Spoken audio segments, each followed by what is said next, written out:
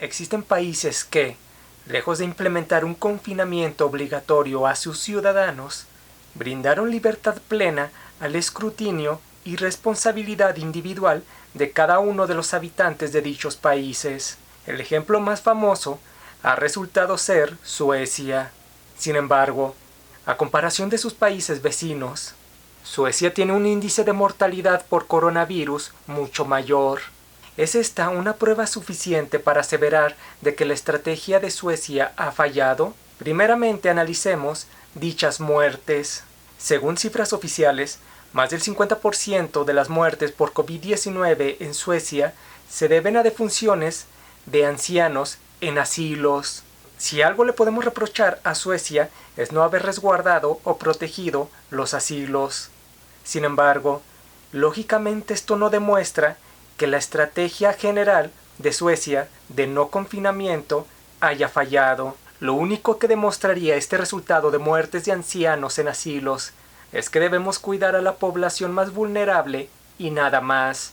Los altos números de muertes por el virus en dicho país se deben a ese preciso descuido, no por la libertad que viven sus ciudadanos para no ser obligados a una cuarentena.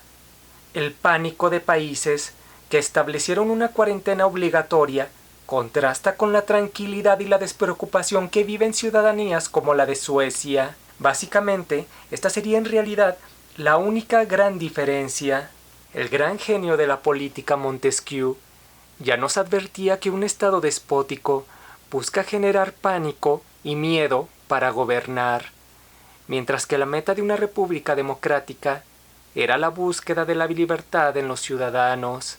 Uno puede fácilmente observar qué países tienen una inclinación al despotismo y qué países tienen una inclinación a la libertad. Solo basta observar cómo se comportaron los distintos gobiernos de los diferentes países con respecto a la pandemia para saberlo.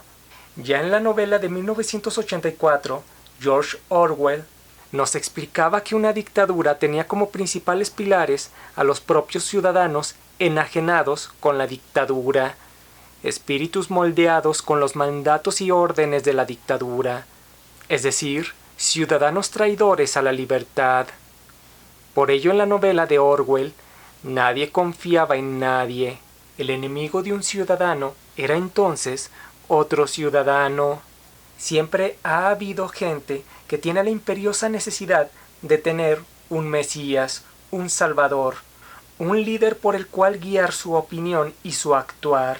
Corderos al amparo de un pastor. Esos que aceptan ceder libertades a cambio de seguridad.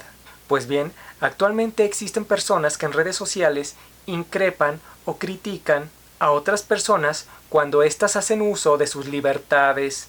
Son los primeros en juzgar histéricamente a una persona si ésta hace uso de sus libertades para ir a comprar cervezas, una pizza, hacer reuniones, etc., arguyendo que está poniendo en riesgo a miles y demás exageraciones histéricas. En fin, fue Suecia uno de esos países que desafió la histeria colectiva al no implementar un confinamiento obligatorio a sus habitantes. Ahora bien, lo que Suecia busca es la inmunidad colectiva, es decir, que poco a poco, paulatinamente, un porcentaje mayoritario de la población se contagie de dicho virus para tener anticuerpos que combatan la enfermedad. ¿Es esta una estrategia plausible? La inmunidad colectiva de una sociedad se adquiere por medio de dos vías. 1, por haber contraído el virus, o 2, por medio de una vacuna.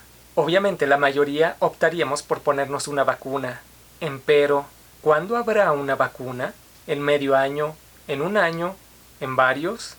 La ciudadanía del mundo estaría dispuesta a confinarse medio año más, un año más, varios. Ni siquiera eso sería posible en naciones desarrolladas, inimaginable en países llamados del tercer mundo.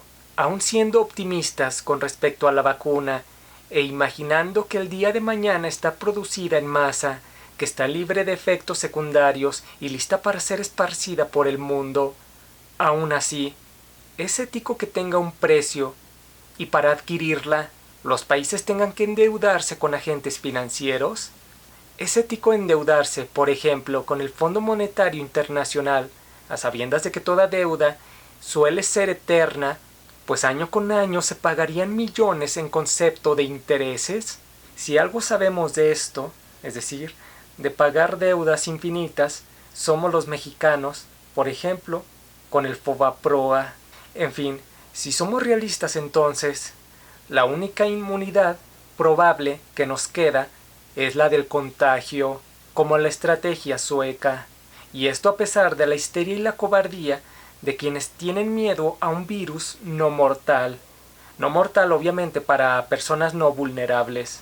Al final, es muy probable que la estrategia sueca no solo sea la más viable, sino la única que lo es.